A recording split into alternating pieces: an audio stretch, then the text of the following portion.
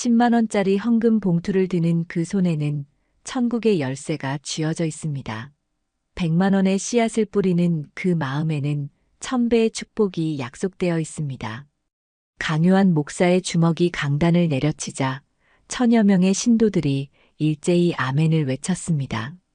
그의 손목에 감긴 2천만 원짜리 명품 시계가 강단 조명 아래 번쩍였고 특별 제작된 이탈리아산 양복은 그의 권위를 한층 더 높여주었습니다.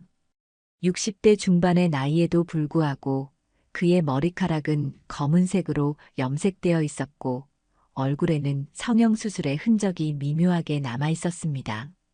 그런데 여러분 중에는 아직도 하나님의 이 단순한 법칙을 이해하지 못하는 분들이 있습니다. 100원을 심고 천국을 바라는 어리석은 농부가 있다고 생각해 보십시오. 그런 사람에게 풍성한 수확이 있을까요? 강요한 목사의 목소리가 점점 높아졌고 교회의 최첨단 음향 시스템은 그의 목소리를 마치 천둥처럼 예배당 구석구석까지 전달했습니다.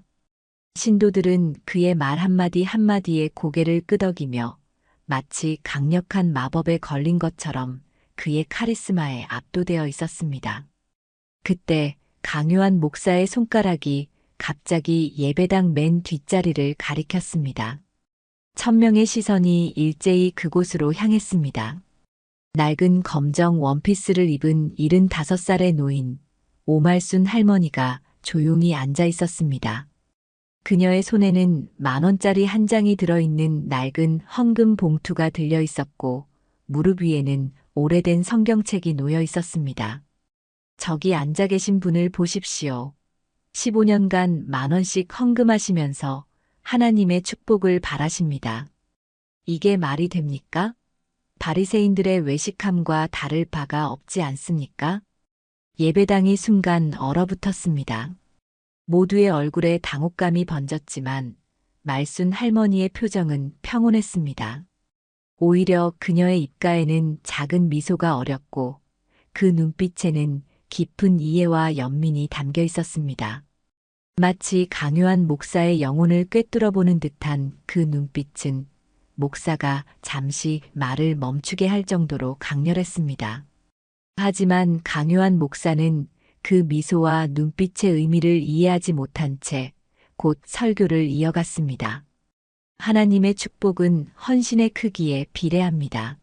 여러분의 믿음이 얼마나 큰지는 여러분의 행동으로 증명됩니다.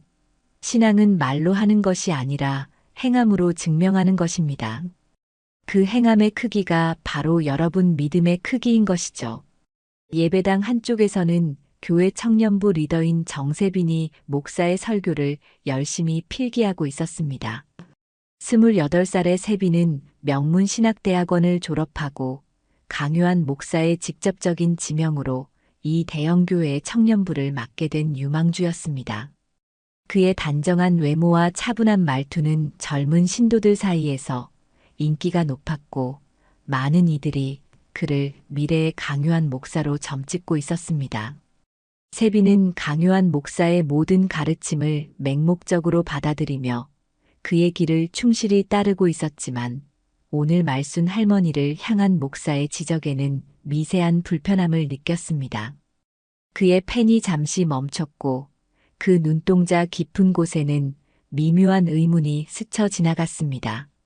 할머니를 향한 목사의 태도가 그가 어린 시절 할머니에게서 배웠던 예수님의 가르침과 어딘가 충돌하는 것 같았기 때문입니다. 그래도 강요한 목사님은 수천 명의 신도를 이끄는 성공한 목회자야. 내가 뭘 안다고 의심을 하는 거지. 세빈은 그 생각을 곧 머릿속에서 지워버리고 다시 목사의 말을 열심히 받아 적기 시작했습니다. 신앙이 작으면 축복도 작습니다. 신앙이 크면 축복도 큽니다. 이것이 하나님의 단순 명쾌한 법칙입니다. 그날 저녁 교회에서 10km 떨어진 허름한 건물 지하. 말순 할머니는 누구도 보지 않는 곳에서 30명의 노숙자와 가출 청소년들에게 따뜻한 저녁을 나눠주고 있었습니다. 그녀의 손길은 느리지만 정확했고 각 사람의 눈을 바라보며 음식을 건넬 때마다 진심 어린 미소를 잊지 않았습니다. 할머니, 오늘도 감사합니다. 이 음식이 아니었으면 또 굶을 뻔했어요. 30살쯤 되어 보이는 남성은 수염이 덥수룩하게 자란 얼굴로 말순 할머니에게 고개를 숙였습니다. 그의 옷은 낡고 더러웠지만 눈빛만은 맑고 진실했습니다. 괜찮아요. 우리 모두 서로를 도울 때 세상이 아름다워지는 법이죠.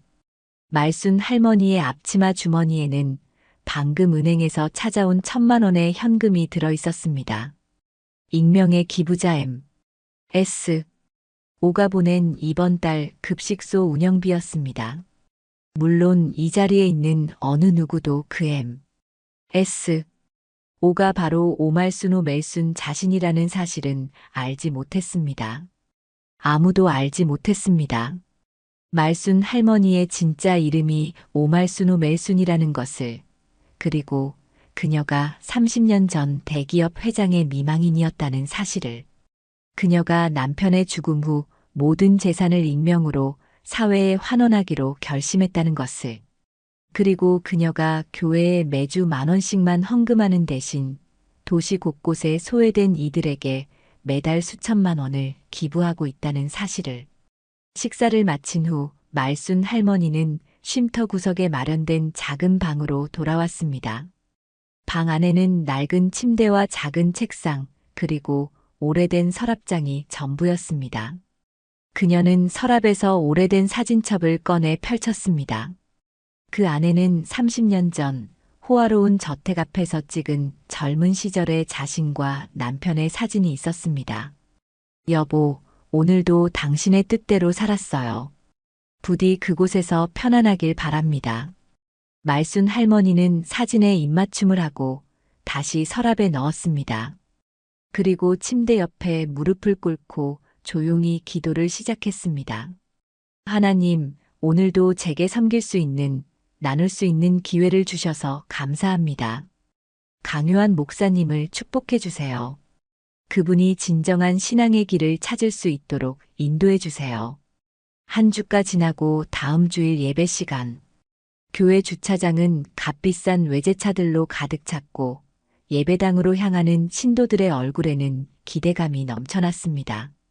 오늘은 교회 창립 15주년 기념 예배일이었고 강요한 목사는 특별한 설교를 준비했다고 알려져 있었기 때문입니다. 예배당 입구에서는 젊고 아름다운 안내 봉사자들이 환한 미소로 신도들을 맞이했고 로비에는 강요한 목사의 초상화와 교회 성장 과정을 담은 대형 사진들이 전시되어 있었습니다. 화려한 꽃다발과 풍선 장식이 예배당 분위기를 한층 더 축제 같은 분위기로 만들었습니다. 말순 할머니는 언제나처럼 조용히 예배당 맨 뒷자리에 앉았습니다. 그녀의 자리는 기둥 뒤쪽이라 잘 보이지 않는 곳이었지만 말순 할머니는 그곳이 편했습니다. 화려함과 관심 속에서가 아니라 조용히 예배에 집중할 수 있는 곳이었으니까요. 오늘따라 강요한 목사의 표정은 더욱 단호해 보였습니다. 그의 눈빛에는 평소와는 다른 날카로움이 있었고 입가에는 긴장된 미소가 걸려 있었습니다. 검은색 양복에 포인트로 넥타이 핀을 한 그의 모습은 마치 중요한 사업 발표를 앞둔 CEO 같았습니다.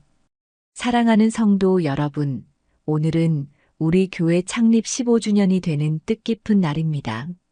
강요한 목사의 목소리가 울려 퍼지자 교회는 박수 소리로 가득 찼습니다.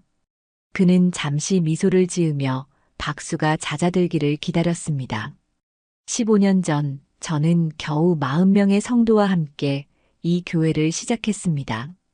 지하 사무실을 빌려 첫 예배를 드리던 그날이 아직도 생생합니다. 그런데 보십시오. 지금 우리는 1,000명이 넘는 대형 교회가 되었습니다. 이것이 바로 하나님의 축복입니다. 아멘. 신도들의 열렬한 반응을 받으며 강요한 목사는 계속 말을 이어갔습니다. 오늘은 특별한 말씀을 전하고 싶습니다. 바로 신앙 공동체의 책임에 관한 이야기입니다. 교회는 하나의 몸과 같습니다. 모든 지체가 제 역할을 다할 때 비로소 건강한 몸이 되는 것이죠. 강요한 목사는 평소보다 더 느린 목소리로 말을 이어갔습니다. 그의 시선이 예배당을 천천히 훑더니 구석에 앉아있는 말순 할머니에게 멈추었습니다. 그 순간 예배당의 공기가 얼어붙는 것 같았습니다. 우리 교회에는 1000명이 넘는 신도가 있지만 정작 교회의 재정과 봉사에 참여하는 분들은 절반도 되지 않습니다. 특히 11조를 성실히 내지 않으면서 교회의 혜택만 누리려는 분들이 계십니다. 목사의 시선이 여전히 말순 할머니를 향해 있자 주변 신도들도 하나둘 그쪽을 돌아보기 시작했습니다. 말순 할머니의 얼굴이 순간 굳어졌지만 곧 평온한 표정으로 돌아왔습니다. 그녀의 손은 무릎 위에 놓인 성경책을 조용히 쥐고 있었습니다. 예를 들어볼까요? 저기 앉아 계신 오말순 성도님은 15년간 매주 10,000원씩만 헌금하십니다. 최소한의 11조도 지키지 않으면서 교회의 모든 행사와 혜택은 다 누리고 계시죠. 이것이 올바른 신앙인의 자세일까요?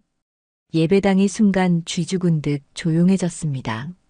몇몇 신도들은 당혹스러운 표정으로 서로를 바라보았고 일부는 불편한 듯 자리에서 몸을 비틀었습니다. 하지만 대부분은 강요한 목사의 카리스마에 눌려 아무 말도 하지 못했습니다. 정세빈의 얼굴은 창백해졌습니다.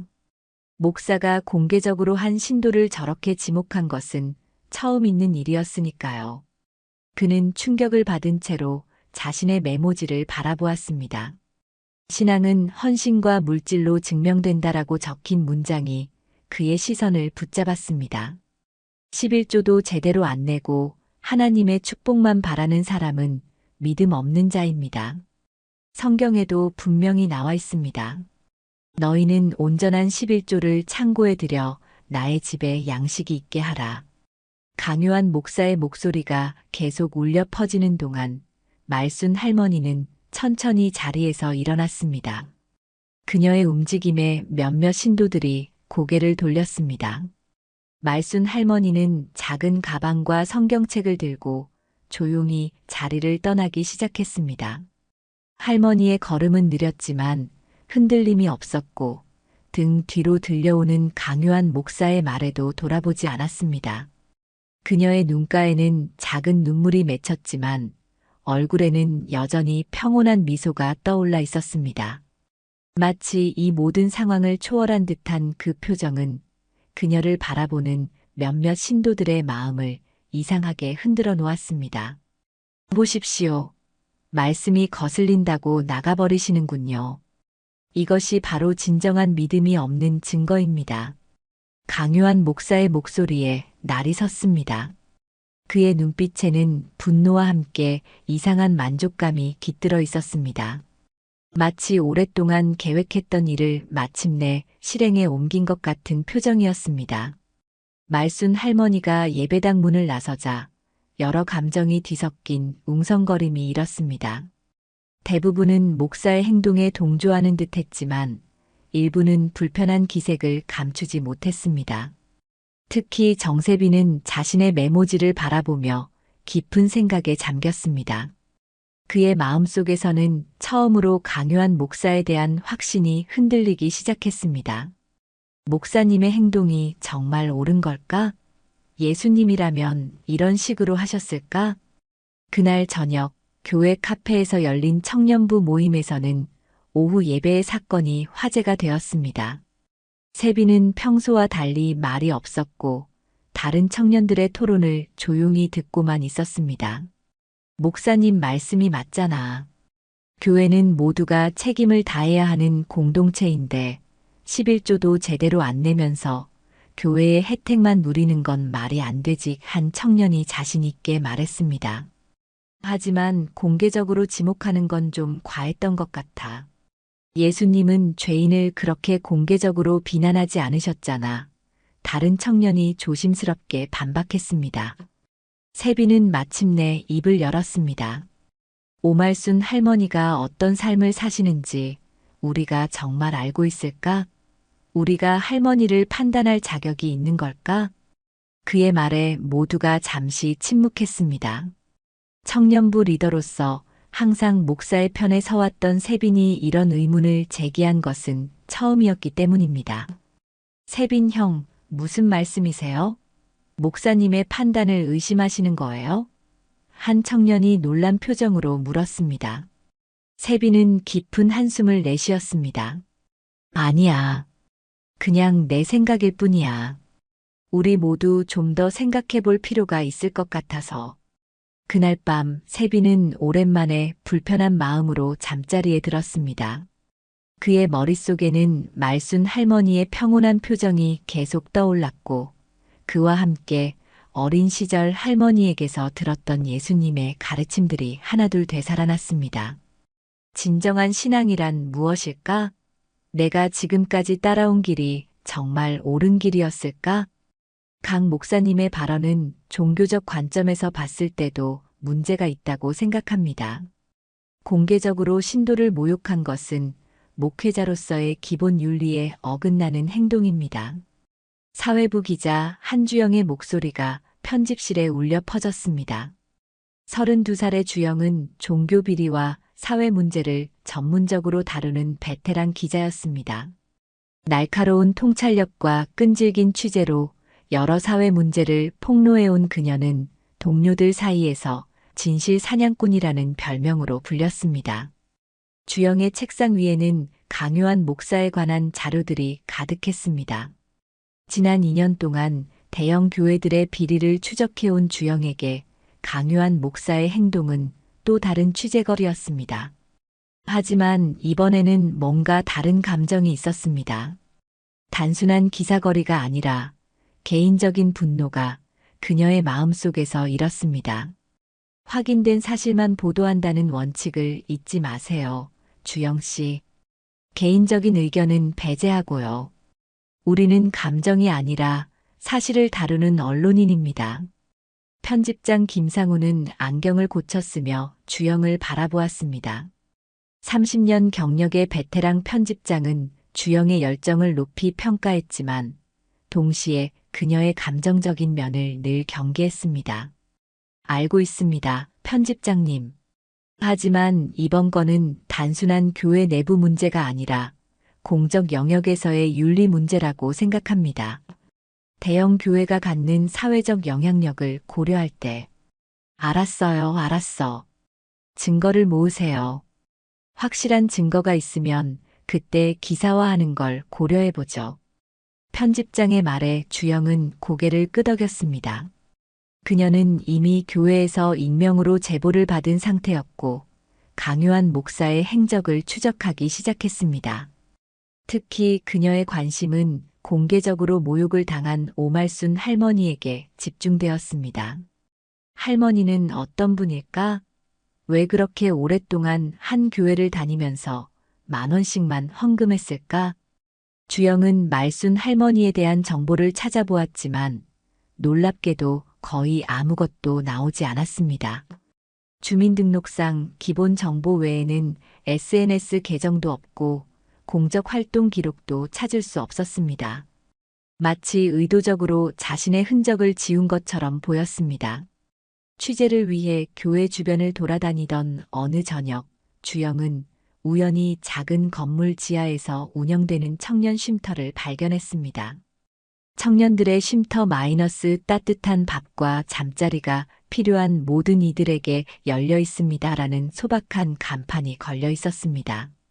간판 옆에는 작은 글씨로 2008년부터 운영이라고 적혀 있었는데 이는 강요한 목사가 교회를 맡기 시작한 시점과 거의 일치했습니다.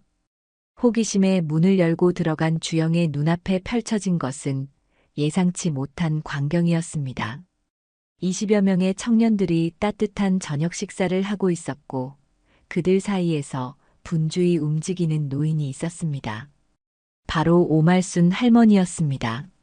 할머니는 청년들에게 음식을 나눠주며 때로는 머리를 쓰다듬고 때로는 어깨를 토닥이며 따뜻한 대화를 나누고 있었습니다. 어서 오세요. 식사하러 오셨나요? 말순 할머니는 주영을 발견하자 환한 미소로 맞이했습니다. 그녀의 손에는 방금 만든 듯한 김치찌개가 담긴 그릇이 들려 있었고 앞치마에는 음식을 준비하느라 생긴 얼룩들이 여기저기 묻어 있었습니다. 아, 저는 취재차 왔습니다. 신문사 기자인데요. 주영의 말에 말순 할머니는 잠시 멈칫했지만 곧 평온한 미소를 되찾았습니다. 그녀의 눈에는 경계심보다는 따뜻한 이해의 빛이 깃들어 있었습니다. 그러시군요. 그럼 먼저 식사부터 하시죠. 취재는 배부른 다음에 해도 늦지 않아요. 여기 앉으세요. 말순 할머니는 주영을 테이블로 안내하고 따뜻한 밥과 국, 반찬들을 내왔습니다. 주영은 처음에는 어색했지만 곧 그 진심 어린 환대에 마음이 열렸습니다. 식사를 하는 동안 주영은 주변을 둘러보았습니다. 쉼터는 비록 낡고 좁았지만 곳곳에 정성과 사랑이 느껴졌습니다. 벽에는 청년들이 그린 듯한 그림들과 감사의 메시지가 붙어 있었고 작은 서재에는 다양한 책들이 빼곡히 꽂혀 있었습니다.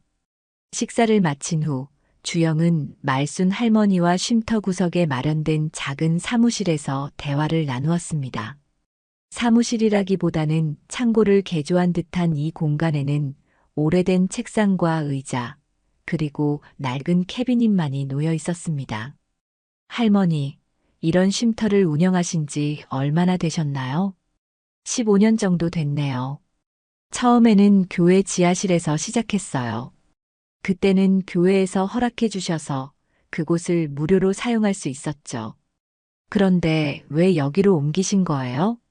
말순 할머니는 잠시 생각에 잠기더니 조심스럽게 말을 이어갔습니다. 강요한 목사님이 부임하신 후 교회 이미지에 맞지 않는다는 이유로 나가달라고 하셨어요. 노숙자들과 가출 청소년들이 교회에 드나드는 것이 고급스러운 교회 이미지를 해친다고 생각하신 것 같아요. 그 말에 주영의 눈이 커졌습니다. 이것은 그녀가 생각했던 것보다 더 심각한 이야기였습니다. 할머니, 이런 쉼터를 운영하는데 많은 비용이 들 텐데 어떻게 감당하세요? 특히 교회의 지원 없이. 주영의 질문에 말순 할머니는 잠시 침묵했습니다. 그녀의 눈빛이 깊어지더니 마치 오래된 비밀을 간직한 사람처럼 조심스럽게 입을 열었습니다. 하나님께서 도와주시죠. 제가 가진 것은 적지만 나누면 항상 충분해요. 사람들이 보기에는 부족해 보여도 진심으로 나눌 때 하나님은 항상 채워주시니까요. 그 말 뒤에 숨겨진 무언가가 있다고 느낀 주영은 며칠 동안 말순 할머니의 과거를 추적했습니다. 그녀는 공공기록, 옛 신문 기사, 그리고 다양한 인맥을 통해 정보를 모았습니다. 그리고 마침내 놀라운 사실을 발견했습니다. 오말순 할머니는 30년 전 대한그룹이라는 대기업 회장의 부인이었습니다. 남편인 오진성 회장이 갑작스럽게 심장마비로 세상을 떠난 후 그녀는 언론의 스포트라이트에서 완전히 사라졌습니다. 당시 재계에서는 그녀가 해외로 이주했다는 소문이 돌았지만 실제로는 그녀가 모든 재산을 익명으로 기부하고 지금의 소박한 삶을 선택했던 것입니다. 더 놀라운 것은 지역 내 여러 기관들이 받고 있는 익명의 후원금이 모두 M.S. O. 라는 이니셜의 후원자로부터 온다는 사실이었습니다. 영어로 오말순의 이니셜을 거꾸로 한 것이었습니다. 고아원, 노인복지시설, 장애인 지원센터 등 수많은 사회복지시설이 M.S. O의 후원으로 운영되고 있었고 그 금액은 매년 수억 원에 달했습니다. 할머니가 매주 10,000원씩 헌금하신다더니 실제로는 다른 곳에 훨씬 더 많은 돈을 기부하고 계셨던 거군요. 그것도 완전히 익명으로. 주영은 자신의 발견에 가슴이 뜨거워졌습니다. 이 이야기는 분명 세상에 알려져야 할 가치가 있었습니다. 위선적인 목사의 모습과 진정한 신앙인의 삶을 대비시키는 이 스토리는 많은 사람들에게 깊은 감동과 성찰을 줄 수 있을 것이었습니다. 하지만 한편으로는 말순 할머니의 의사를 존중해야 한다는 생각도 들었습니다. 그녀가 30년간 익명을 고집했던 이유가 있을 테니까요. 이것은 단순한 기사거리가 아니라 한 인간의 삶과 신념에 관한 이야기였습니다. 그날 저녁 주영은 다시 쉼터를 찾아갔습니다. 말순 할머니는 청년들이 모두 떠난 후 홀로 설거지를 하고 있었습니다. 형광등 불빛 아래에서 허리를 굽혀 일하는 그녀의 모습은 왠지 쓸쓸해 보였지만 동시에 깊은 평화가 느껴졌습니다.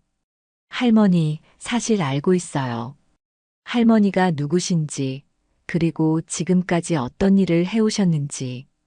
주영의 말에 말순 할머니는 손을 멈추고 천천히 고개를 들었습니다. 그녀의 눈에는 놀라움보다는 평온함이 깃들어 있었습니다. 마치 언젠가는 이런 날이 올 것이라고 예상하고 있었던 것처럼 말입니다. 그리고 이 이야기를 세상에 알리고 싶어요. 사람들이 진정한 신앙이 무엇인지 알아야 한다고 생각해요. 특히 강요한 목사와 같은 위선자들의 실체를 사람들이 알아야 합니다. 말순 할머니는 잠시 생각에 잠기더니 조용히 고개를 저었습니다. 그녀의 눈에는 깊은 지혜와 연민이 담겨 있었습니다. 드러내기 위한 선행은 선이 아니에요. 내가 하는 일은 하나님과 나 사이의 약속이니까요. 그리고 강요한 목사님을 위선자라고 단정 짓는 것도 옳지 않아요. 그분도 자신만의 방식으로 신앙을 실천하고 있는 거예요. 다만 그 방향이 조금 잘못됐을 뿐이죠. 말순 할머니의 말에 주영은 깊은 감동을 느꼈습니다. 자신을 공개적으로 모욕한 사람에 대해서도 이렇게 관대할 수 있다니 이것이야말로 진정한 신앙인의 모습이 아닐까 생각했습니다. 하지만 할머니, 그렇게 해서는 아무것도 변하지 않아요. 강요한 목사 같은 사람들은 계속해서 자신의 권력을 남용할 거예요. 말순 할머니는 미소를 지으며 주영의 손을 부드럽게 잡았습니다. 변화는 폭로가 아닌 깨달음에서 시작되는 법이에요. 진실은 언젠가 반드시 드러나게 되어 있어요. 우리는 그저 자신의 역할을 다하면 되는 거죠. 그 말을 듣고 주영은 깊은 생각에 잠겼습니다.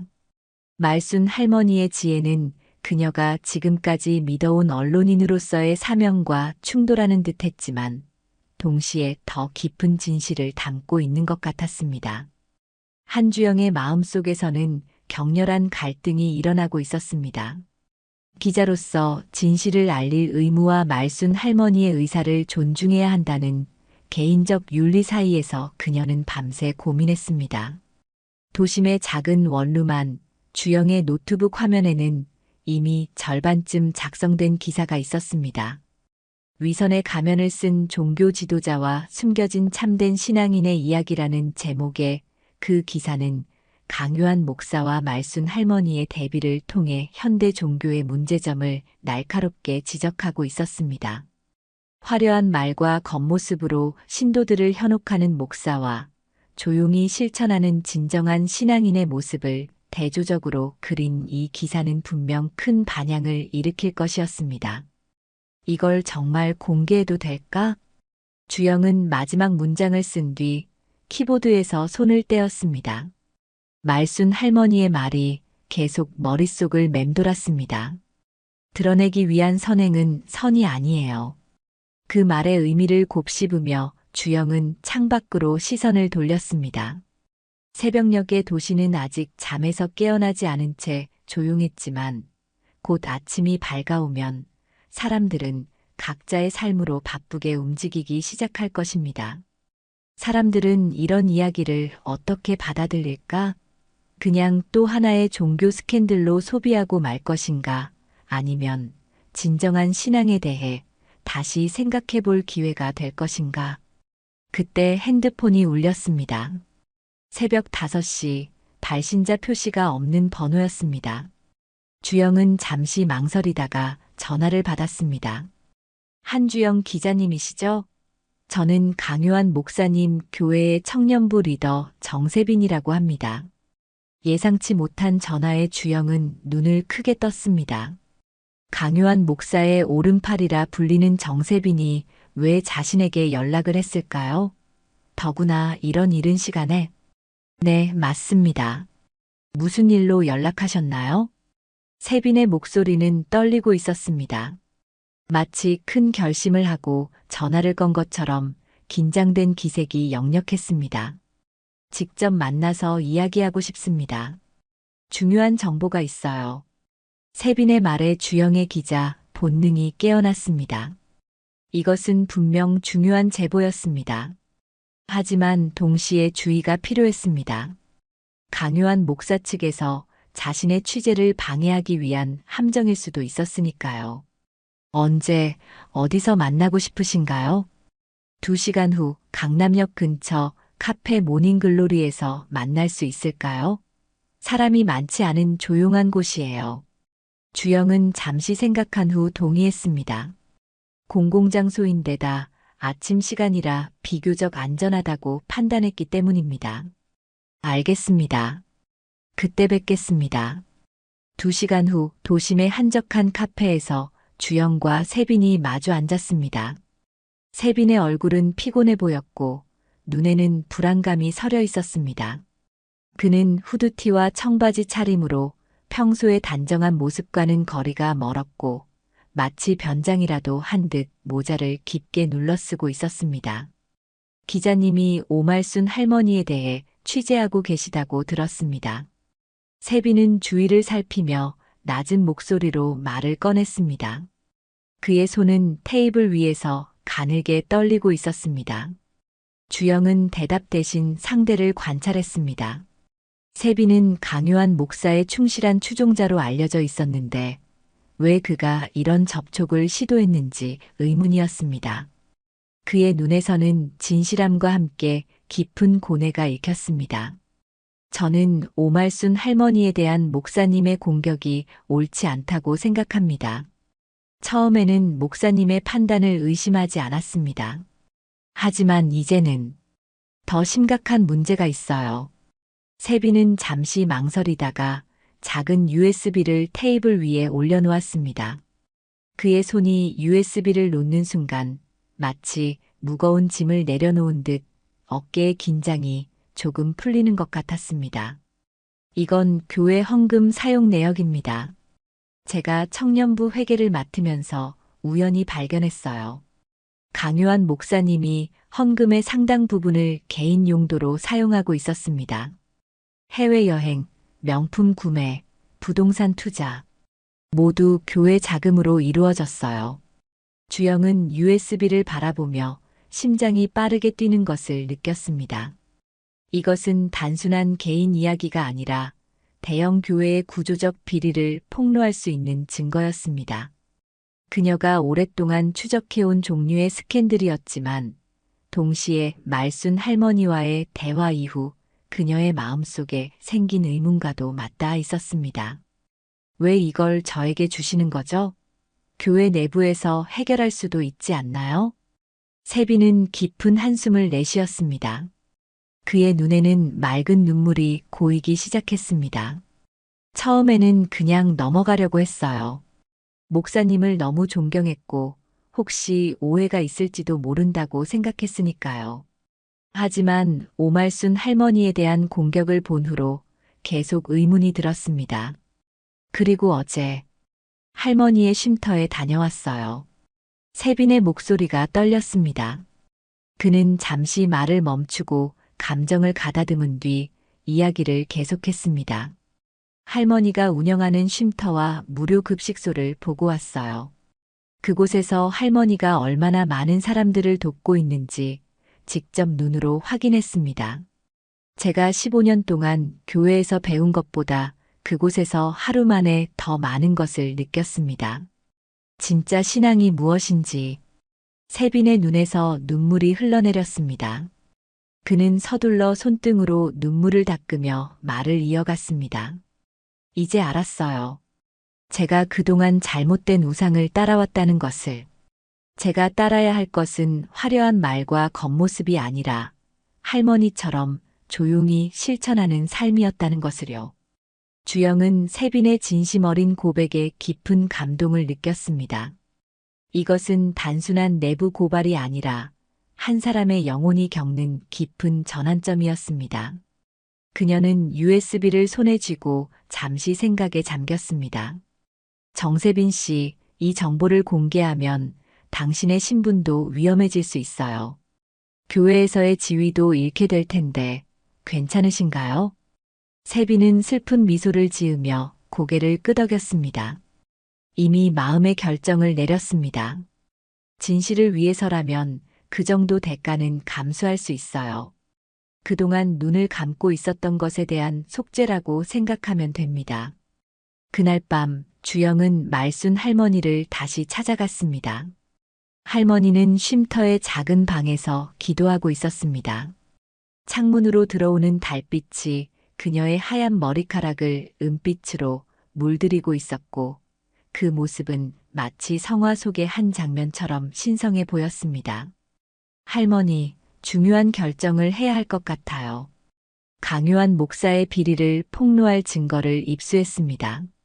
주영은 자신이 알게 된 사실과 세빈에게서 받은 USB의 내용을 할머니에게 설명했습니다. 말순 할머니는 조용히 주영의 이야기를 들었습니다.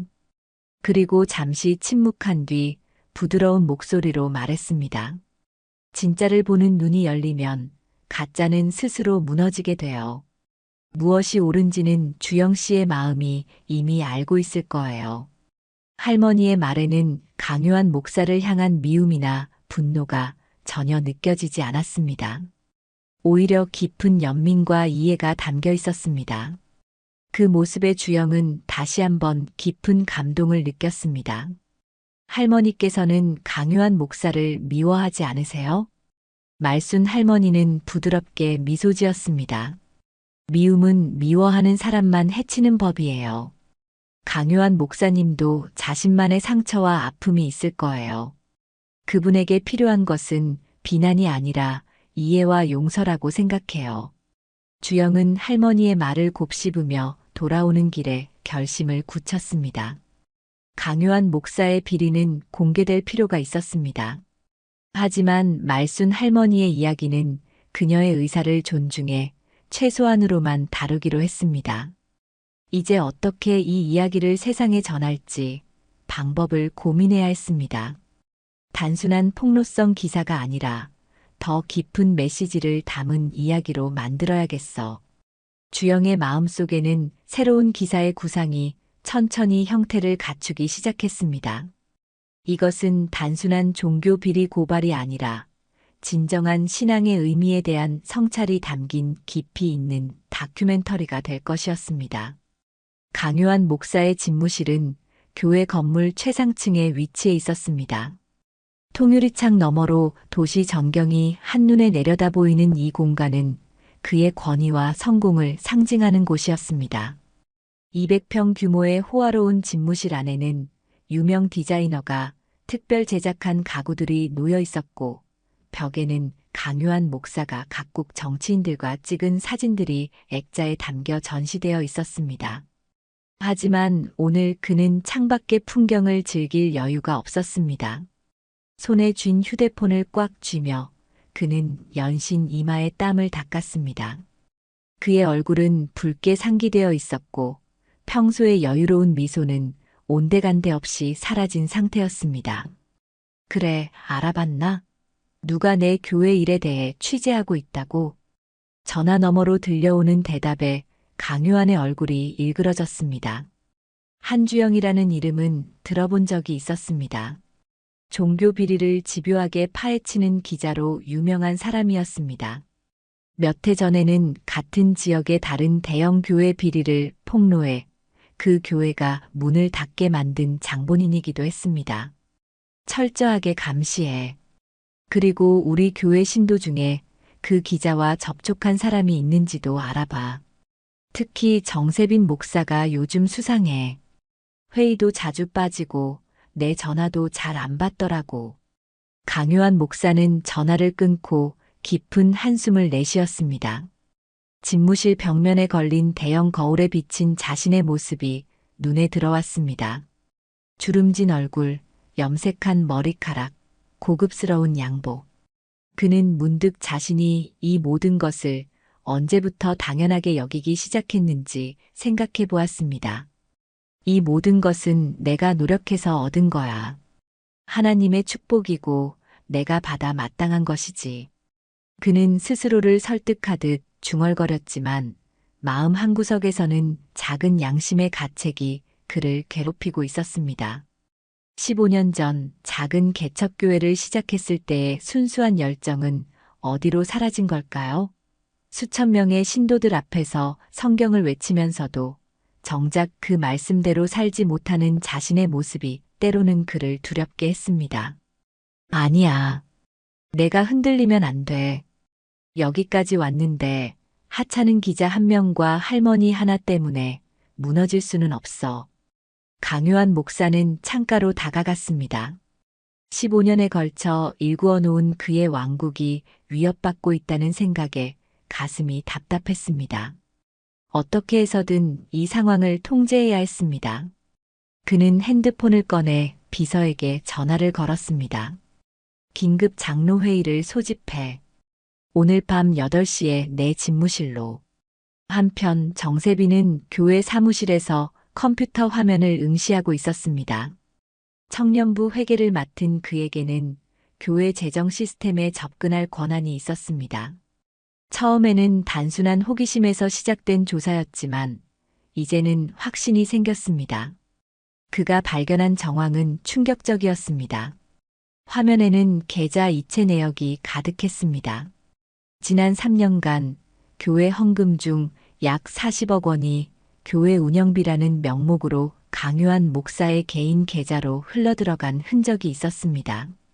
그 돈은 다시 해외여행, 명품 구매, 부동산 투자 등으로 사용되었고 심지어 목사의 아들이 운영하는 회사에도 상당 금액이 투자된 것으로 보였습니다. 이런 위선자에게 속았다니. 세빈의 마음은 분노와 배신감으로 가득 찼습니다.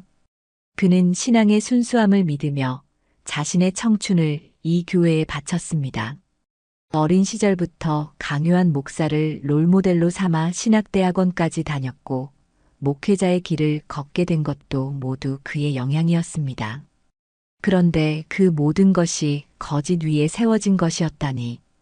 더 이상 침묵할 수 없다는 생각에 세빈은 마지막 증거 파일을 USB에 복사했습니다. 세빈 형제, 무슨 일이에요? 갑작스러운 목소리에 세빈은 화들짝 놀라 고개를 들었습니다. 강요한 목사의 최측근인 박찬호 부목사가 의심스러운 눈빛으로 그를 바라보고 있었습니다.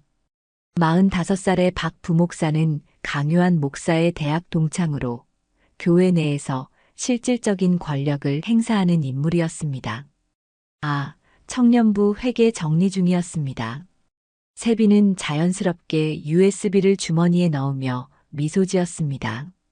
하지만 부목사의 눈빛은 여전히 의심에 가득 차 있었습니다. 그는 세빈의 컴퓨터 화면을 힐끗 바라보았지만 다행히 세빈은 이미 증거 파일을 닫은 상태였습니다. 목사님께서 지금 당장 만나자고 하셨어요. 무슨 일인지는 모르겠지만 급하신 것 같아요. 세빈의 등줄기로 식은땀이 흘렀습니다.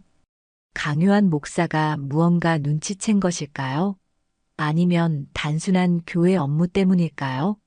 침착함을 유지하려 노력하며 세빈은 고개를 끄덕였습니다. 네, 지금 바로 올라가겠습니다. 박 부목사의 시선이 여전히 의심스럽게 그를 따라오는 것을 느끼며 세빈은 USB가 들어있는 주머니를 손으로 꾹 쥐었습니다. 이 작은 장치 안에 담긴 정보가 그의 인생과 교회의 운명을 바꿀 수 있다는 사실을 알기에 그의 심장은 빠르게 뛰고 있었습니다. 그 시각 한주영은 신문사 편집실에서 동료들과 열띤 토론을 벌이고 있었습니다. 테이블 위에는 그녀가 수집한 증거 자료들이 흩어져 있었고 벽에는 강요한 목사와 관련된 사건의 타임라인이 붙어 있었습니다. 이것은 단순한 스캔들이 아니라 구조적인 종교 비리예요. 우리가 다루어야 합니다. 주영의 목소리에는 확신이 담겨 있었습니다. 그녀의 눈은 열정으로 빛나고 있었고 손은 흥분으로 약간 떨리고 있었습니다. 편집장 김상우는 주영이 제시한 자료들을 꼼꼼히 살펴보았습니다. 강요한 목사의 헌금 유용 증거와 교회 내부 문서들은 분명 폭발력 있는 기사감이었습니다. 특히 정세빈이 제공한 USB의 내용은 강력한 증거가 될 수 있었습니다. 증거는 확실한 것 같군. 하지만 법적 문제는 없겠지? 강요한 목사의 영향력을 생각하면 반격이 만만치 않을 텐데. 김상우 편집장의 이마에는 깊은 주름이 잡혔습니다. 그는 오랜 언론인 생활 동안 수많은 폭로성 기사를 다뤄왔고 그에 따른 위험도 잘 알고 있었습니다. 특히 종교 관련 기사는 신도들의 맹목적인 믿음 때문에 더 큰 반발을 불러일으킬 수 있었습니다. 주영은 자신 있게 고개를 끄덕였습니다. 모든 증거를 3번 이상 검증했어요.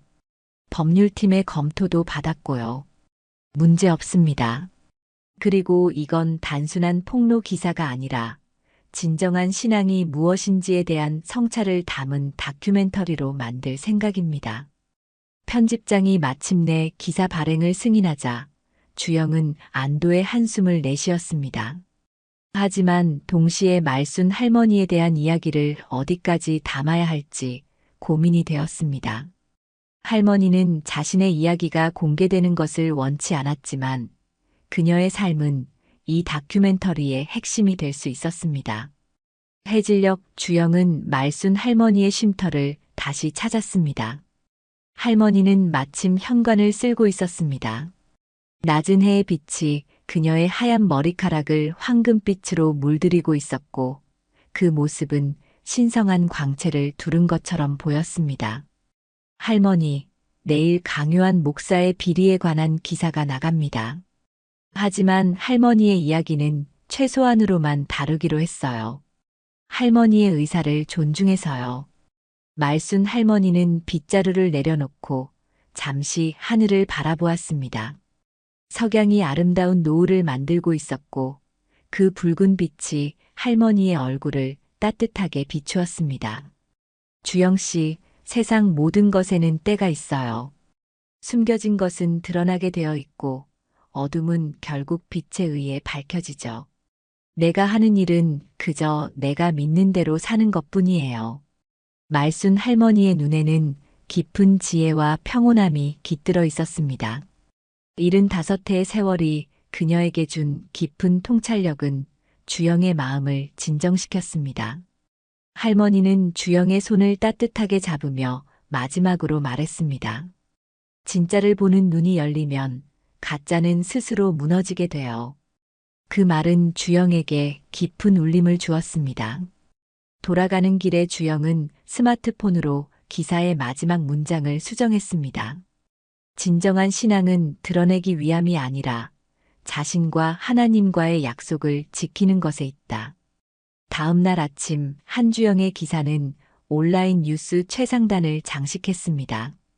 대형 교회 강요한 목사의 10년간 헌금 횡령 전모라는 제목의 이 기사는 불과 몇 시간 만에 수십만 명이 공유하며 사회적 파장을 일으켰습니다.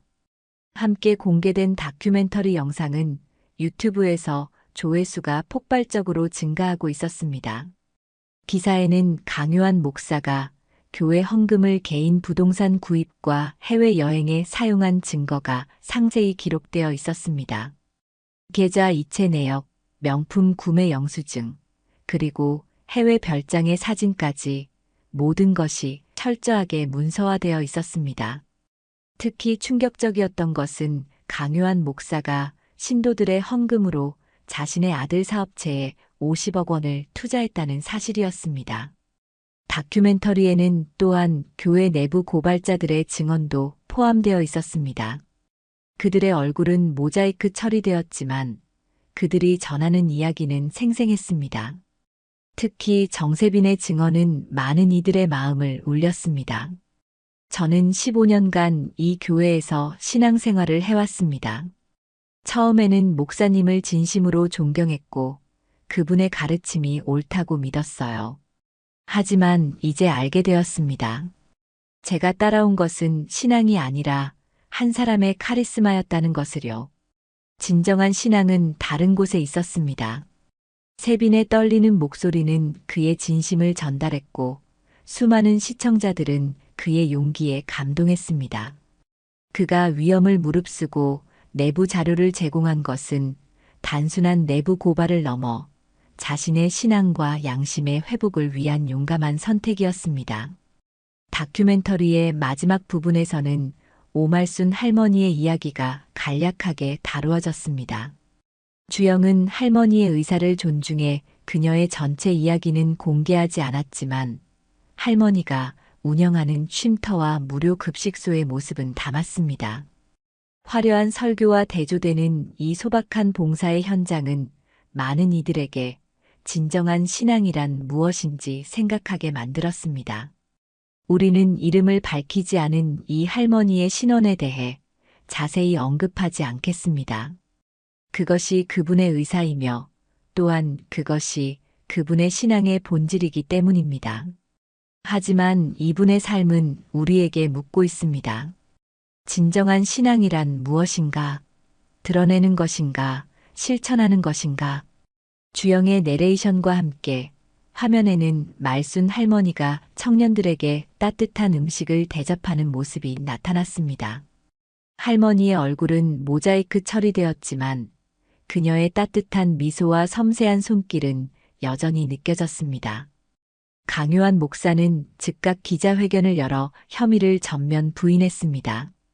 그는 평소보다 더 화려한 양복을 입고 나타났지만 그의 얼굴에는 깊은 불안감이 역력했습니다. 땀으로 번들거리는 이마와 떨리는 손가락이 그의 내면 상태를 드러내고 있었습니다.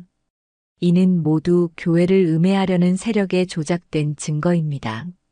법적 대응을 통해 진실을 밝히겠습니다. 하나님께서는 진실하신 분이시니 결국 진실이 승리할 것입니다. 강요한 목사의 목소리는 단호했지만 그의 눈빛에는 두려움이 깃들어 있었습니다. 취재진의 날카로운 질문이 쏟아질 때마다 그의 얼굴은 점점 더 굳어갔고 마침내 그는 더 이상의 질문은 받지 않겠습니다라고 선언한 채 황급히 자리를 떠났습니다. 그의 강한 부인에도 불구하고 기사가 나간 당일 저녁 교회 내부에서도 의심의 목소리가 커지기 시작했습니다. 특히 장로단은 긴급 회의를 소집하여 사태의 진상 파악에 나섰습니다. 교회 본당에서 열린 이 회의에는 12명의 장로들이 모두 참석했고 분위기는 심각했습니다. 목사님, 이 증거들이 사실이라면 우리는 큰 위기에 직면한 겁니다.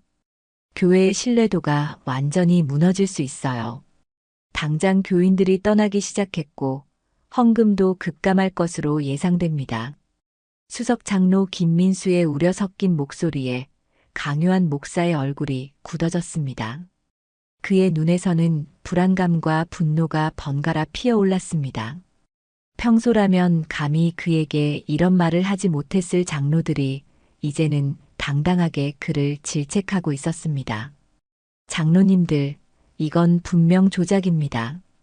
누군가가 의도적으로 우리 교회를 무너뜨리려는 거죠.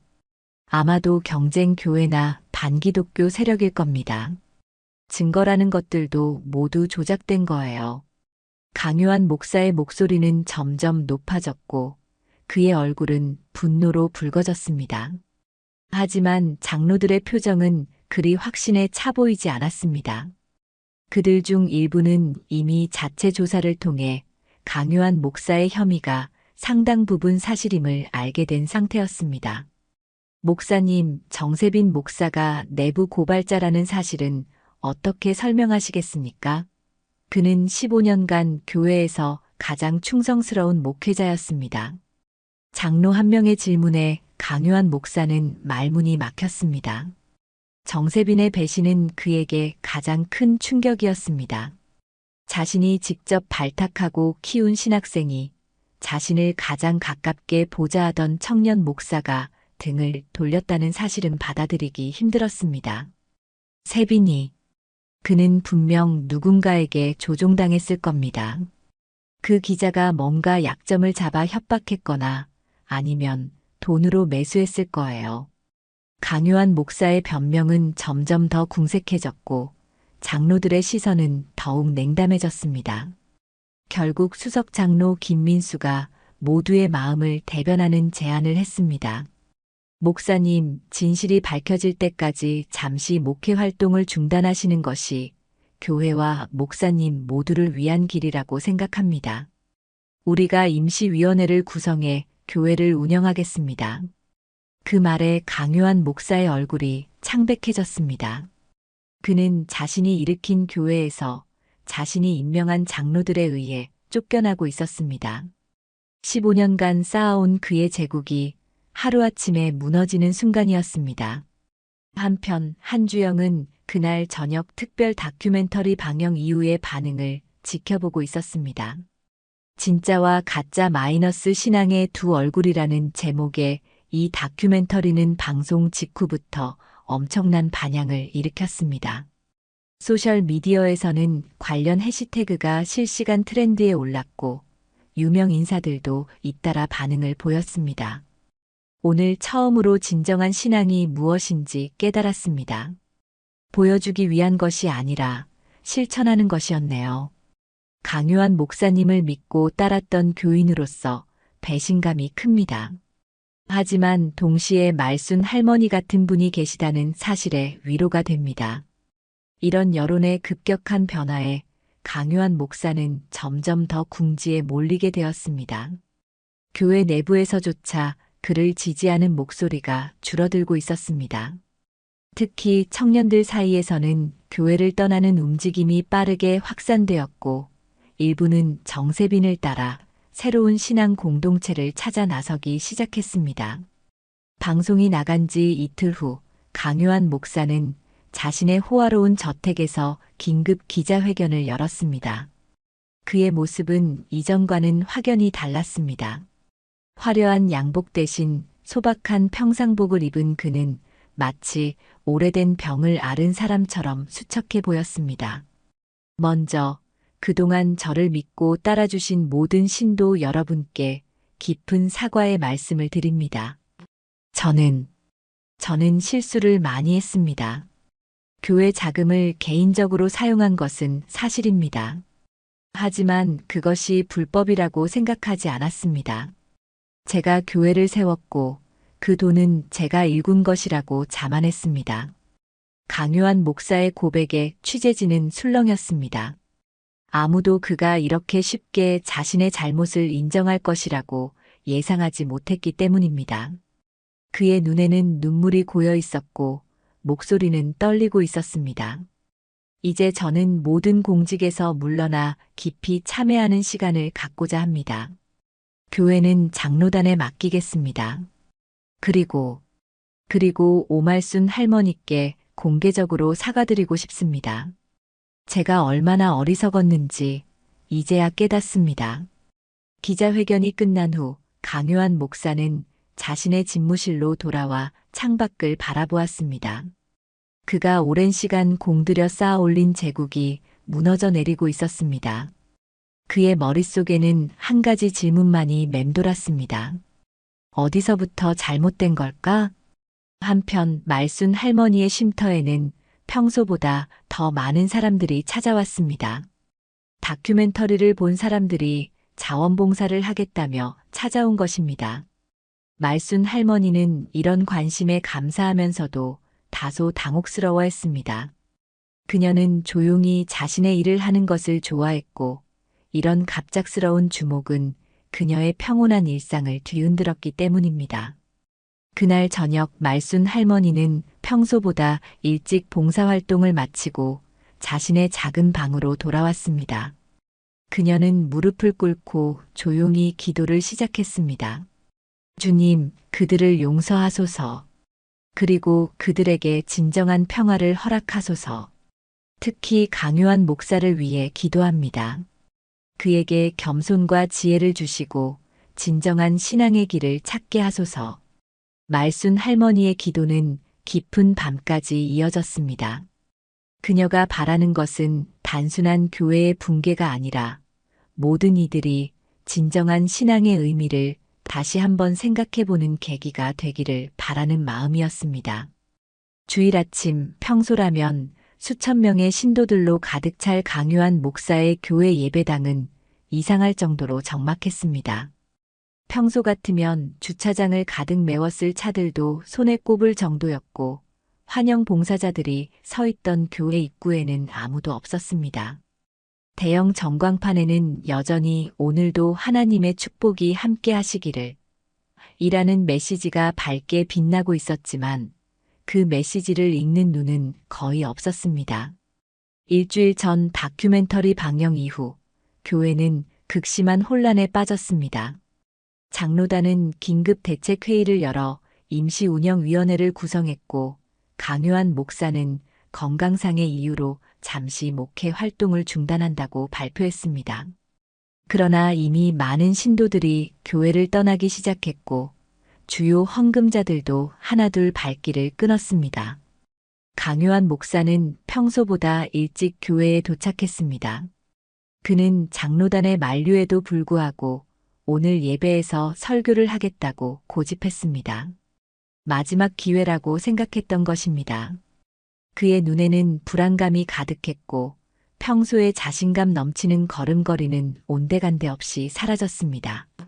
수백 명의 직원들로 붐볐던 교회 사무실은 이제 텅 비어 있었고 그를 알아보는 이들의 눈빛에는 냉담함과 실망감이 가득했습니다. 비서에게 신도들의 출석 상황을 묻는 그의 목소리는 떨리고 있었습니다. 아직 초반이니 곧 오시겠죠. 날씨가 좋지 않아서. 비서 이지연의 위로가 무색하게 예배 시작 시간이 다가오자 예배당에 앉아 있는 신도는 고작 12명 뿐이었습니다. 대부분은 교회의 원로 장로들과 몇몇 충성스러운 신도들이었습니다. 5천 명이 앉을 수 있는 거대한 예배당이 텅 비어 있는 모습은 마치 묘지처럼 쓸쓸해 보였습니다. 강요한 목사는 강단에 오르기 전 대기실에서 잠시 눈을 감고 깊은 숨을 들이마셨습니다. 30년 목회 생활 동안 이런 위기 상황은 처음이었습니다. 하지만 그는 여전히 희망을 버리지 않았습니다. 이 정도의 위기는 있을 수 있어. 사람들의 마음을 다시 사로잡을 수 있어. 오늘 설교로 모든 것을 바로잡을 거야. 마침내 강요한 목사가 강단에 올랐습니다. 텅 빈 예배당을 마주한 그의 얼굴에 순간 당혹감이 스쳤지만 곧 강요한 목사는 익숙한 미소를 지으며 설교를 시작했습니다. 하지만 그의 목소리에는 예전의 힘과 자신감이 없었고 손은 미세하게 떨리고 있었습니다. 사랑하는 성도 여러분, 오늘 우리는 시험의 시간을 맞이하고 있습니다. 거짓 증언과 음해로 우리 교회가 공격받고 있지만 진실한 신앙을 가진 여러분은 이런 시험에 흔들리지 않을 것입니다. 그의 목소리는 여전히 힘이 있었지만 텅 빈 예배당에 울려 퍼지는 그 말은 공허하게 들렸습니다. 앉아있는 몇몇 신도들의 표정은 냉담했고 일부는 불편한 듯 자리에서 몸을 비틀었습니다. 예전 같으면 아멘. 으로 가득 찼을 예배당에는 이제 침묵만이 가득했습니다. 성경에도 나와 있습니다. 세상이 너희를 미워하면 너희보다 먼저 나를 미워한 줄을 알라. 우리는 지금 예수님께서 겪으셨던 것과 같은 박해를 겪고 있는 것입니다. 강요한 목사의 목소리가 점점 높아졌지만 그의 열정에 화답하는 사람은 한 명도 없었습니다. 오히려 한 장로가 자리에서 일어나 조용히 예배당을 빠져나갔습니다. 그 모습에 강요한 목사의 설교는 잠시 중단되었습니다. 그는 떠나는 장로를 바라보며 말을 잇지 못했습니다. 이어서 또 한 명, 그리고 또 한 명씩 신도들이 자리에서 일어나기 시작했습니다. 교회 멤버십 위원장으로 10년간 봉사해온 이명숙 권사가 일어났고, 이어서 시무 집사 2명이 그녀를 따랐습니다. 그들의 얼굴에는 분노보다는 깊은 실망감이 서려 있었습니다. 마지막까지 남아있던 원로 장로 김민수마저 천천히 일어났습니다. 70이 넘은 그는 교회 창립 멤버였고, 강요한 목사가 이 교회를 시작할 때부터 함께 해온 정신적 지주와 같은 인물이었습니다. 그는 잠시 강요한 목사를 바라보더니 작지만 분명한 목소리로 말했습니다. 우리는 하나님을 믿지 목사님을 믿은 게 아니에요. 이 말을 남기고 원로 장로마저 예배당을 떠나자 강요한 목사는 텅 빈 예배당에 홀로 남겨졌습니다. 수천 명을 향해 설교하던 그 웅장한 강단 위에서 그는 이제 아무도 듣지 않는 메아리만 만들어내고 있었습니다. 그의 뒤로 설치된 대형 스크린에는 하나님의 은혜라는 문구가 밝게 빛나고 있었지만 그 빛은 이제 텅 빈 의자들만을 비추고 있었습니다. 강요한 목사의 다리에 힘이 풀렸습니다. 그는 천천히 강단에 무릎을 꿇고 앉았습니다. 그의 머릿속에는 수많은 생각이 스쳐 지나갔습니다. 처음 목회를 시작했을 때의 순수한 열정, 점점 커져가는 교회와 명성에 취해 본질을 잃어버린 순간들, 그리고 오말순 할머니의 조용한 헌신. 내가 무엇을 했던 거지? 언제부터 이렇게 길을 잃었던 걸까? 처음으로 그는 자신의 삶을 객관적으로 바라볼 수 있었습니다. 그동안 쌓아온 모든 것들 화려한 예배당, 명품 옷, 고급 자동차, 해외 별장이 모두 무엇을 위한 것이었을까? 그것이 정말 하나님을 위한 것이었을까? 아니면 자신의 허영심을 채우기 위한 것이었을까? 그때 예배당 맨 뒷자리에서 누군가가 천천히 일어서는 모습이 보였습니다. 강요한 목사는 고개를 들어 그쪽을 바라보았습니다. 희미한 조명 속에서도 그 실루엣은 분명했습니다. 오말순 할머니였습니다. 그녀는 언제 들어왔는지, 어떻게 아무도 모르게 그곳에 앉아 있었는지 알 수 없었습니다. 하지만 그녀의 존재 자체가 강요한 목사에게는 너무나 강렬한 충격이었습니다. 그가 공개적으로 모욕하고 상처를 준 그 할머니가 지금 이 순간 그의 가장 나약한 모습을 목격하고 있었습니다. 말순 할머니는 아무 말도 하지 않았습니다. 그저 조용히 고개를 끄덕이고는 예배당을 떠났습니다. 그 순간 강요한 목사의 눈에서 뜨거운 눈물이 흘러내렸습니다. 30년 목회 생활 동안 처음으로 그는 진정한 회개의 눈물을 흘리고 있었습니다. 하나님, 제가 무엇을 했습니까? 그의 흐느낌은 텅 빈 예배당에 홀로 울려 퍼졌습니다. 그의 울음소리는 마치 오랫동안 억눌러왔던 양심의 소리가 마침내 분출되는 것처럼 느껴졌습니다. 그는 자신이 진정한 신앙을 잃어버린 채 허영과 권력, 물질에 사로잡혀 살아왔다는 사실을 비로소 인정했습니다. 강요한 목사는 그곳에서 오랫동안 무릎을 꿇고 있었습니다. 그의 기도는 이전과는 달랐습니다. 화려한 언변도 그럴듯한 문장도 없었습니다. 그저 깊은 참회와 용서를 구하는 단순한 기도였습니다. 어쩌면 그것이 그가 평생 드린 기도 중 가장 진실한 기도였을지도 모릅니다. 몇 시간 후 강요한 목사는 천천히 예배당을 나왔습니다.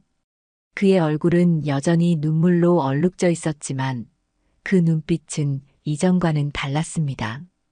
그곳에는 이제 깊은 평화가 깃들어 있었습니다. 마치 오랜 어둠에서 벗어나 마침내 빛을 본 사람처럼 말입니다. 그날 밤 강요한 목사는 짧은 성명을 발표했습니다. 저는 오늘부로 모든 성직에서 물러납니다. 제가 지은 죄에 대해 깊이 반성하고 진정한 회개의 시간을 갖고자 합니다. 그동안 저를 믿고 따라주신 모든 분들께 진심으로 사과드립니다. 그리고 특별히 오말순 할머니께 공개적으로 용서를 구합니다. 제가 얼마나 어리석었는지 이제야 깨닫습니다. 1년이 지난 어느 봄날, 한때 강요한 목사의 대형 교회였던 건물은 완전히 다른 모습으로 변해 있었습니다. 화려한 십자가와 대형 전광판은 사라지고 대신 지역 공동체 회관이라는 소박한 간판이 걸려 있었습니다. 법정 공방 끝에 교회는 사실상 해체되었고 건물은 지역 사회를 위한 공간으로 탈바꿈했습니다. 넓은 예배당은 이제 다양한 지역 행사와 교육 프로그램이 열리는 다목적 홀이 되었고 본당 옆 작은 예배실에서는 여러 종파의 신도들이 각자의 방식으로 예배를 드릴 수 있게 되었습니다. 화려했던 목사의 집무실은 지역 청소년들을 위한 도서관으로 바뀌었고 넓은 주차장의 일부는 작은 텃밭으로 변모했습니다. 오늘은 특히 많은 사람들로 붐볐습니다. 다양성을 존중하는 열린 신앙 공동체라는 주제로 포럼이 열리고 있었기 때문입니다. 다양한 종교와 신념을 가진 사람들이 모여 진정한 신앙과 공동체의 의미에 대해 논의하는 이 행사는 매년 정기적으로 열리고 있었습니다. 포럼의 발표자 중 한 명은 정세빈이었습니다. 이제 그는 작은 개척 교회의 목사가 되어 있었습니다. 폭로 이후 그는 강요한 목사의 교회를 떠나 새로운 길을 모색했고 마침내 몇몇 젊은 신도들과 함께 소박한 신앙 공동체를 시작했습니다. 세빈의 교회는 건물도 없이 공원이나 회관을 빌려 예배를 드리는 소박한 공동체였지만 진정성 있는 신앙과 실천으로 많은 이들의 공감을 얻고 있었습니다. 저는 오랫동안 잘못된 신앙의 모델을 따라왔습니다. 화려함과 성공, 물질적 축복만을 강조하는 신앙이었죠. 하지만 이제 알게 되었습니다. 진정한 신앙은 섬김과 나눔, 그리고 사랑의 실천에 있다는 것을요. 세빈의 목소리에는 깊은 확신과 겸손함이 함께 담겨 있었습니다. 그는 더 이상 예전의 자신감 넘치는 청년 목사가 아니었습니다. 대신 깊은 성찰과 경험을 통해 성숙해진 영적 지도자로 성장해 있었습니다. 말순 할머니를 통해 저는 진정한 신앙이 무엇인지 배웠습니다. 그것은 화려한 말과 겉모습이 아니라 일상 속에서의 작은 실천과 조용한 헌신입니다. 하나님은 우리의 화려한 예배당이나 큰 소리의 기도가 아니라 우리 마음의 진실함과 타인을 향한 사랑을 보십니다. 세빈의 발표가 끝나자 따뜻한 박수가 터져 나왔습니다. 청중석에는 다양한 종교와 배경을 가진 사람들이 모여 있었고 그들의 눈에는 공감과 희망이 빛나고 있었습니다. 특히 앞줄에 앉아있던 한주영의 얼굴에는 깊은 감동이 서려 있었습니다. 주영은 이제 종교와 사회 문제를 다루는 독립 다큐멘터리 감독으로 활동하고 있었습니다.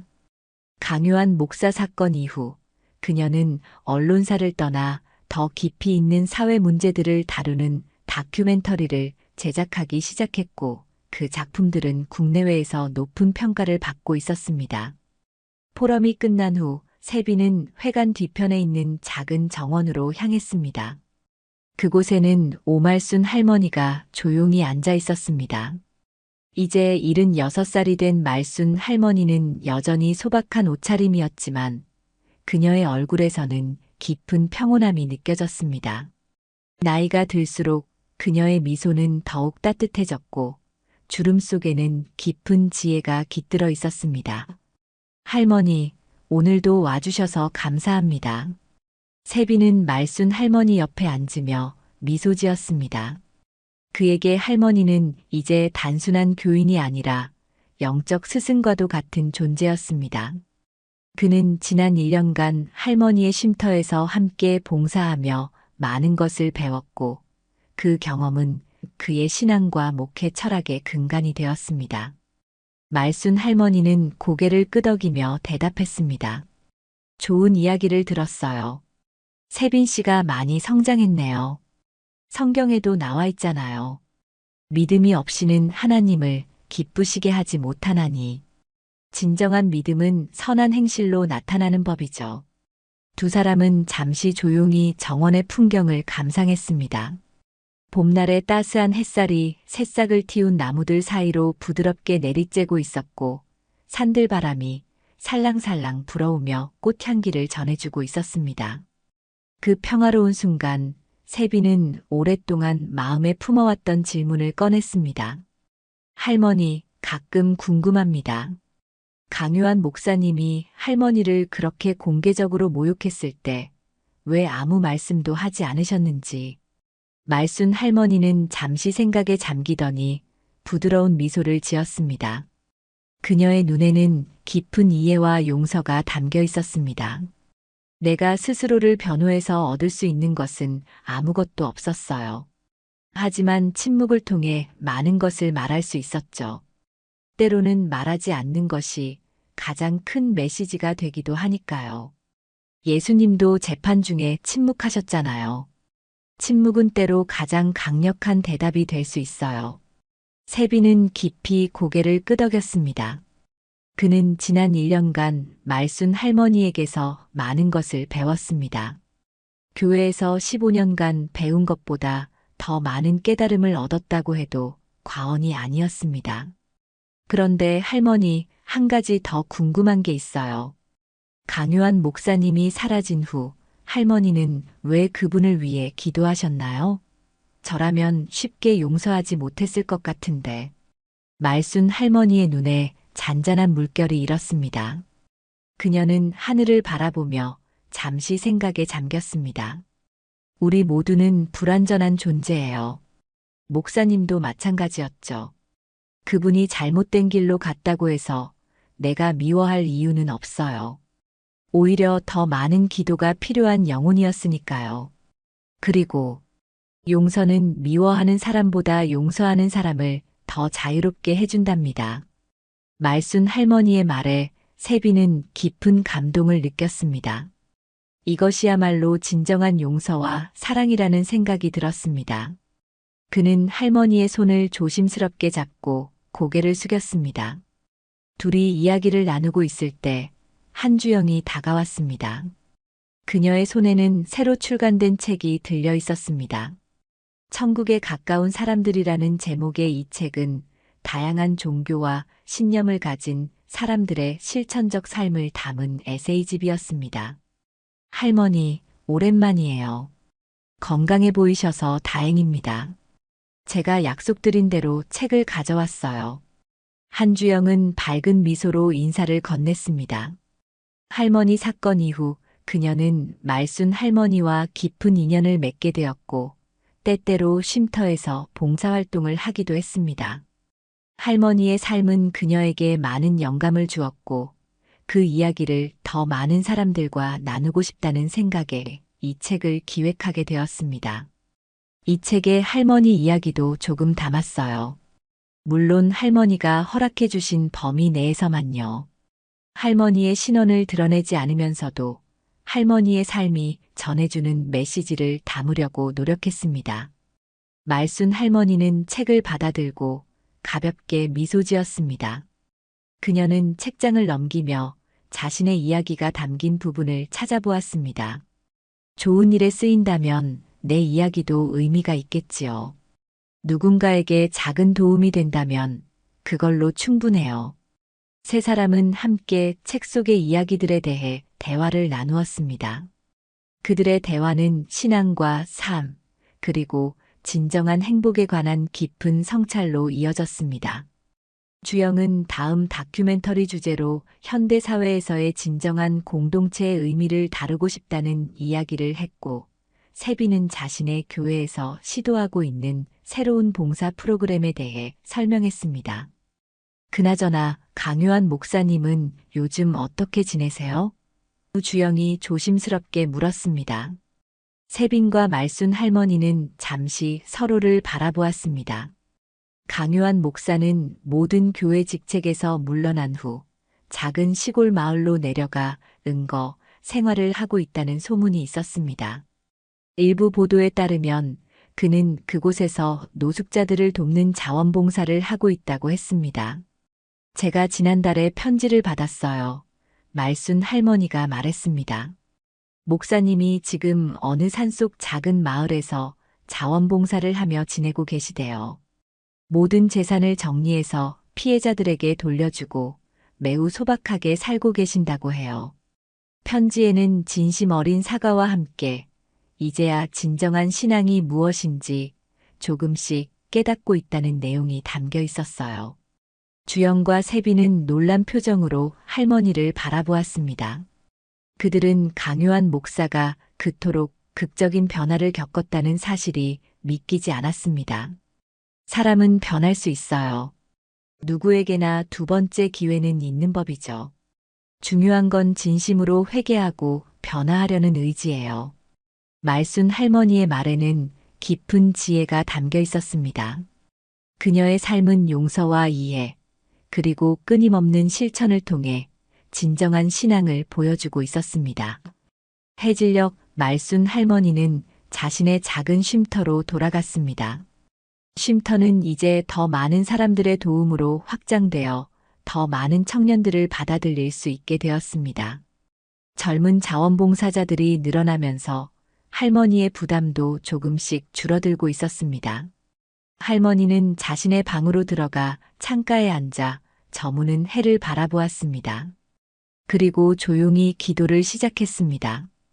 기도를 마친 후 그녀는 깊은 감사함을 느끼며 창밖을 바라보았습니다. 천국은 멀지 않아요. 가장 낮은 자리를 택한 곳에 항상 가까이 있으니까요. 말순 할머니의 작은 창문 너머로 도시의 불빛이 하나둘 켜지기 시작했습니다. 그 빛은 마치 작은 별들처럼 반짝이며 새로운 희망을 약속하고 있었습니다. 그리고 그 빛 속에서 할머니는 자신이 걸어온 길이 결코 헛되지 않았음을 다시 한번 깨달았습니다. 진정한 신앙은 화려한 언변이나 큰 건물이 아니라 매일의 작은 실천과 사랑 속에 있다는 것을 그녀는 자신의 삶으로 증명하고 있었습니다.